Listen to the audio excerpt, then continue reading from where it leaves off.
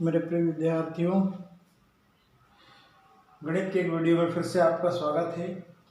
आइए आज हम रेखाखंड और रेखा के बारे में क्या होते हैं इसको समझने का प्रयास करते हैं।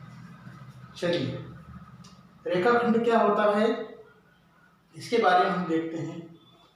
इसका नाम है, एक रेखाखंड है जिसका एक बिंदु है ए, दूसरा बिंदु है बी।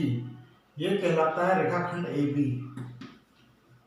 रेखाखंड ए बी, ए बी। इस रेखाखंड के दो अंत बिंदु है। पहला बिंदु अंत बिंदु है ए, दूसरा अंत बिंदु है बी। ये दोनों के बीच का भाग ही कहलाता है रेखाखंड। सामान्य भाषा में कहें तो रेखा का एक खंड यानी रेखा का एक भाग जिसके दो निश्चित बिंदु हो जाते हैं, निर्धारित बिंदु हो जाते हैं, वो भाग कहलाता है रेखाखंड। चलिए कुछ उदाहरण समझने का हम प्रयास करते हैं। किसी बक्से का कोई किनारा है, उस बक्से के किनारे को हम रेखाखंड कहते हैं। हमारे और कुछ उदाहरण ले सकते हैं हम। ट्यूबलाइट है, ट्यूबलाइट भी जो है एक रेखाखंड का एक उदाहरण है। और पोस्ट कार्ड है, पोस्ट कार्ड के भी जो किनारे होते हैं वो भी रेखाखंड के उदाहरण होते हैं। यहाँ पर ये जो बोर्ड बना है, ये देखिए, इसके भी दो किनारे हैं, एक किनारा ये है, एक किनारा ये। नहीं, ये अंत बिंदु हो गए इस लाइन के, इस रेखाखंड के दो अंत, एक बिंदु ये है, एक बिंदु ये है।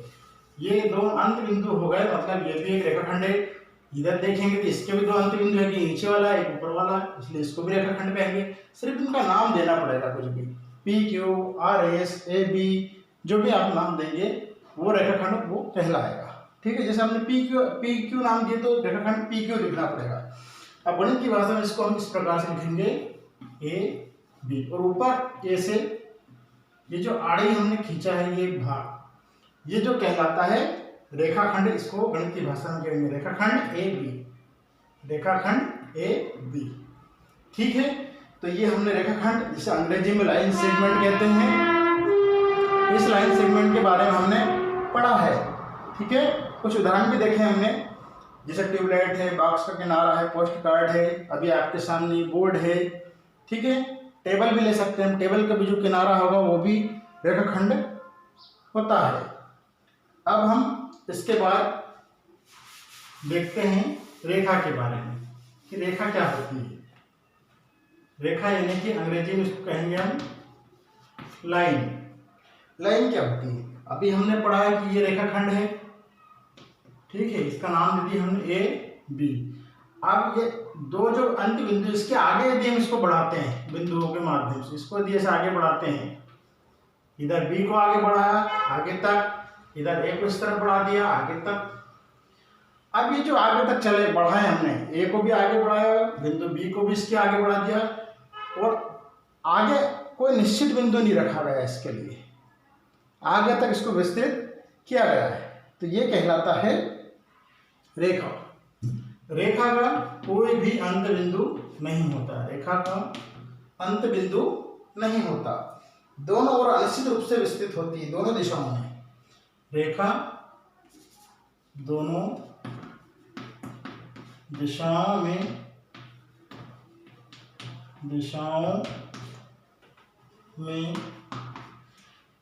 दोनों दिशाओं में अनिश्चित रूप से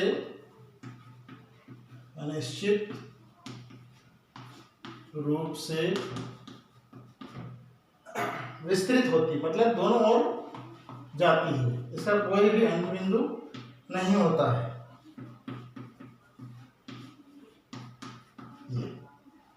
ठीक है, तो अब हम ध्यान देंगे इस बात का, एक रेखा को निश्चित करने के लिए ये दो बिंदु हमने दिखाई जरूर है, लेकिन ये इस रेखा का एक खंड है। रेखा को वैसे हम जो अंग्रेजी मतलब गणित में जो गणित में इसको एल से दर्शाते हैं, रेखा एल, या और भी कुछ नाम आगे जिस जरूरत पड़ेगी एम नाम भी देंगे, कोई L1 देता है, कोई L2 देगा, 3 देगा तो L3 भी दे सकते हैं।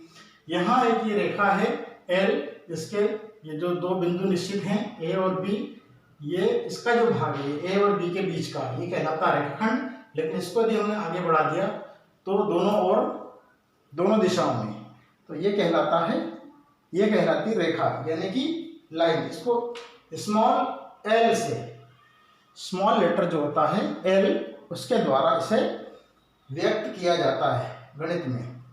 ठीक है। अब रेखा के कुछ रूप देखते हैं हम, प्रकार जिसे कहते हैं। तो पहला प्रकार हम देखते हैं प्रतिच्छेदी रेखाएं। प्रतिच्छेदी रेखाएं। अब प्रतिच्छेदी रेखाएं क्या होती हैं? इसको अंग्रेजी में कहते हैं इंटरसेक्टिंग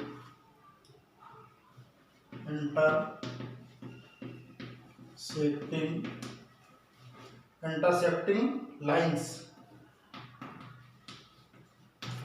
इंटरसेक्टिंग लाइंस। अब प्रतिच्छेदी रेखाएं क्या होती हैं? अब देखें, ये देखिए, ये एक रेखा है, ठीक है। दूसरी एक रेखा और हम लोग और लेते हैं, ये एक रेखा और ऐसी हमने लिए। अब यहाँ पर इस रेखा को हमने नाम दिए L1, इस रेखा को नाम दिया हमने L2। ठीक है। अब ये दोनों जो रेखाएं हैं इस बिंदु पर आकर के एक दूसरे को प्रतिच्छेद कर रही है। इस बिंदु का हम नाम देते हैं P। ये दोनों रेखाएं एक इस तरफ जा रही है, एक इस तरफ जा रही है। आगे जाकर ये दोनों रेखाएं एक दूसरे को किसी एक बिंदु पर प्रतिच्छेद कर रही है, यानी एक दूसरे को काट रही है। प्रतिच्छेद का मतलब होता है काटना। जब एक दूसरे को काट करके ये रेखाएं जाती हैं तो ये रेखाएं कहलाती हैं प्रतिच्छेदी रेखाएं। और ये जो बिंदु P है, जिस बिंदु पर एक दूसरे को काट रही है, प्रतिच्छेद कर रही है, ये कहलाता है प्रतिच्छेद बिंदु। ठीक है। P जो है प्रतिच्छेद बिंदु है। यहाँ पर जो लाइनें हैं दोनों, वो इसे इंटरसेक्ट कर रही हैं। ठीक है। तो ये कहलाती हैं प्रतिच्छेदी रेखाएं। जिसके कुछ उदाहरण भी हम देखना चाहें तो एक उदाहरण तो हमने देख लिया रेखा का।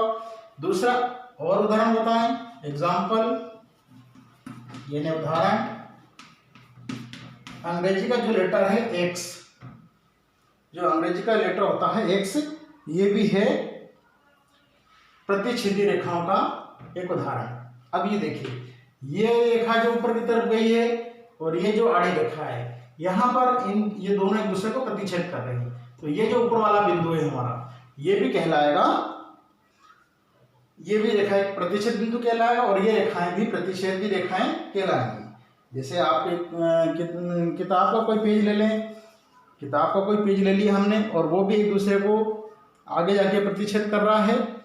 तो जैसे मान लो ये आपका कोई पेज है, ठीक है, इसको हम थोड़ा सा मिटा देते हैं या नीचे बना लेते हैं। ये कोई किताब का पेज है, ये कॉपी का पेज है, ये समझ लीजिए। तो ये जो रेखा गई है ऊपर की तरफ और ये जो आड़ी है, ये यहाँ पर जाकर मिलती है। तो ये जो एक दूसरे को जो प्रतिच्छेद कर रही हैं, तो ये क्या कहलाएंगी? पुस्तक के जो किनारे हैं, ये भी प्रतिच्छेदी रेखाओं के उदाहरण है। ये जो पुस्तक का किनारा, ये किनारा भी, ये दो रेखाओं का प्रतिच्छेद कर रही हैं। इस तरफ की ये जो दो रेखाएं, ये भी यहाँ प्रतिच्छेद कर रही है, ये वाली यहाँ कर रही है, ये वाली यहाँ कर रही है। तो इस तरह ये जो चारों किनारे जो हैं, ये भी प्रतिच्छेदी रेखाओं के उदाहरण हैंगे। ठीक है। इस तरह से हम प्रतिच्छेदी रेखा को हमने पढ़ा। अब आगे हम देखते हैं कुछ और रेखाओं के बारे में अध्ययन करते हैं। तो अब इसके बाद हम देखते हैं समांतर रेखाएं। ठीक है। ये प्रतिच्छेदी रेखाओं को देख लिया हमने। इसके बाद हम देखते हैं समांतर रेखाएं।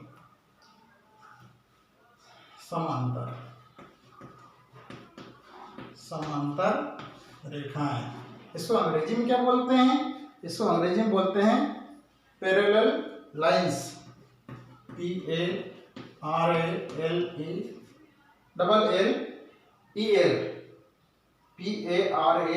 PARALLELLINES, parallel lines. Parallel lines यानी अंग्रेजी में जिसको कहते हैं पैरेलल लाइंस और हिंदी में कहते हैं समांतर रेखाएं। अब समांतर रेखाएं हैं, देखो कैसे दिखाएंगे समांतर रेखा, देखिए समझने का प्रयास। ये कोई एक रेखा है, ठीक उसी के नीचे एक रेखा और बनी हुई है। ये देखिए, ये जो दो रेखाएं बनाई हैं हमने, ये दो रेखाएं को नाम भी दे देते हैं हम एक को नाम दे दिया हमने, ऊपर वाले को L1, नीचे वाले को नाम दे दिया L2। ये दोनों रेखाओं को आप कितनी भी आगे बढ़ाओ, ये रेखा कितनी भी आगे बढ़ाओ, L1 को बढ़ाओ चाहे L2 को कितनी भी आगे बढ़ाओ, दोनों तरफ बढ़ा दो, उसके बाद भी ये दोनों रेखाएं एक दूसरे को कभी भी प्रतिच्छेद नहीं करेंगी। ये दोनों रेखाएं एक दूसरे को कभी प्रतिच्छेद नहीं करेंगी। तो ऐसी रेखाएं हैं समांतर रेखाएं कहलाती हैं। ऐसी रेखाएं जो एक दूसरे को प्रतिच्छेद नहीं करती वो समांतर रेखाएं यानी पैरेलल लाइंस कहलाती हैं। ठीक है। अब यदि हम इस बोर्ड को यहाँ पर देखें तो ये जो दोनों रेखाएं जा रही हैं, ये दोनों रेखाएं जो हैं वो पैरेलल यानी समांतर रेखाएं, ये वाली दोनों। अब इस तरह से ये जो आड़ी वाली देखें अभी हम इस बोर्ड की आड़ी लाइंस, ये आगे जाके एक दूसरे को कभी नहीं काटेंगी या प्रतिच्छेद करेंगी, प्रतिच्छेद नहीं करेंगी। इनको भी हम समांतर रेखाएं कह सकते हैं। उसके बाद हमारा स्केल का जो किनारे हैं, सम्मुख किनारे, वो भी समांतर रेखाओं के उदाहरण है। रेलवे लाइन जो पटरी बनी होती है, रेलवे लाइन होती है, वो भी समांतर रेखाओं के उदाहरण हैं। खिड़कियों में जो सलाखें लगी रहती हैं, जैसे ये देखिए खिड़की मान लो कोई, ठीक है, ये खिड़की है, इसमें जो आड़ी सलाखें लगी रहती है ये इस तरह से, आड़ी जो रॉड लगी रहती है खिड़की में हमारी, ये सब क्या है, समांतर रेखाओं के उदाहरण हैं। ठीक है। तो आज हमने रेखाखंड के बारे में पढ़ाई किया, रेखा के बारे में पढ़ाई किया, समांतर रेखाएं क्या होती हैं, प्रतिच्छेदी रेखाएं क्या होती हैं, इसके बारे में अध्ययन किया। और आपको जो भी इन रेखाओं के बारे में अध्ययन किया, वीडियो पसंद आ रहा है तो चैनल को सब्सक्राइब नहीं किया तो सब्सक्राइब कर दीजिए, वीडियो को लाइक कीजिए, कमेंट्स कीजिए और आगे भी इस तरह वीडियो बनाने के लिए कम से प्रोत्साहन दीजिएगा। वीडियो देखने के लिए आपका बहुत बहुत धन्यवाद। Thank you very much.